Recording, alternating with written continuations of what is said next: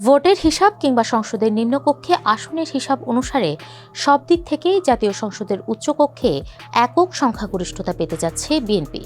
নির্বাচন কমিশনের দলভিত্তিক ভোটের হিসাব অনুযায়ী 297 আসনেই বিএনপির প্রাপ্ত ভোটের হার 49.97%। অর্থাৎ এসব আসনেই বিএনপি যে ভোট পেয়েছে তাতে ভোটের হার বিবেচনায় উচ্চকক্ষ গঠিত হলে তাতে বিএনপির অর্ধেক আসন নিশ্চিত হবে। অন্যদিকে বিএনপির প্রধান প্রতিদ্বন্দ্বী জামাত ইসলামের প্রাপ্ত ভোটের হার 31.76%।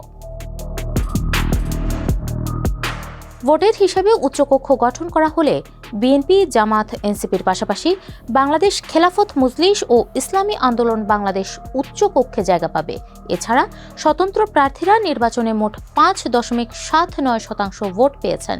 এসব প্রার্থী জোটবদ্ধ হলে ভোটের হিসেবে 6টি আসন পেতে পারেন উচ্চকক্ষে।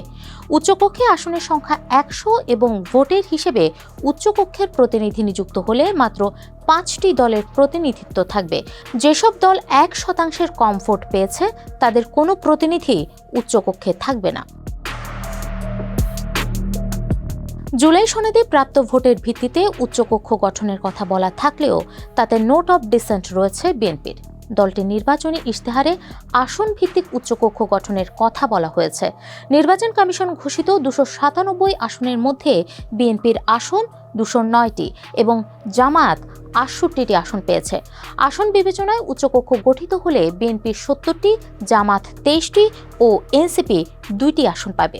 স্বতন্ত্র প্রার্থীদের মধ্যে নির্বাচনে 7 জন বিজয়ী হয়েছেন। জয়ীরা জোট গঠন করলে আসন ভিত্তিতে উচ্চকক্ষে তারা 3টি আসন পাবেন। কেবল উচ্চকক্ষেই নয়, নির্বাচিত সংসদ সদস্যদের নিয়ে নিম্নকক্ষে বিএনপির 2/3 বেশি সমর্থন থাকার পরও সংরক্ষিত আসনের 50 নারী আসনও নিম্নকক্ষের আসনের ভিত্তিতে নির্ধারিত হবে। এতে কমপক্ষে 35টি আসন পাবে বিএনপি ও জামাত পাবে 11টি। দ্বিকক্ষ বিশিষ্ট সংসদের উচ্চকক্ষ গঠনের মূল উদ্দেশ্য ছিল রাষ্ট্র পরিচালনায় জবাবদিহি ও চেক অ্যান্ড ব্যালেন্স নিশ্চিত করা। তবে ত্রয়োদশ জাতীয় সংসদ নির্বাচনের ফলাফলের পরিসংখ্যান এবং জুলাই সনদের রূপরেখা বিশ্লেষণ করে রাজনৈতিক বিশ্লেষকরা বলছেন, একক কোনো দল, বিশেষ করে বিএনপি যদি 51% বেশি ভোট বা আসন পায় তবে উচ্চকক্ষ তার কার্যকারিতা হারাতে পারে। নির্বাচন কমিশন ঘোষিত ফলাফল অনুযায়ী বিএনপি 49.97% ভোট পেয়েছে।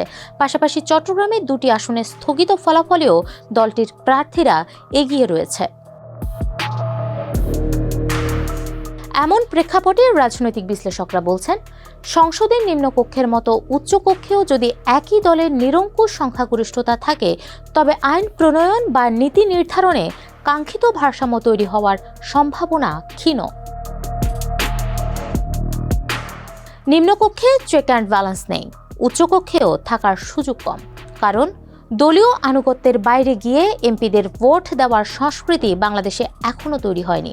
ফলে সরকার যদি কোনো আইন পাশ করতে চায় এবং নিম্নকক্ষে তাদের 2/3 সংখ্যাগরিষ্ঠতা থাকে তবে উচ্চকক্ষেও তাদের লোকবল বেশি থাকায় সেটি সহজেই পাশ হয়ে যাবে।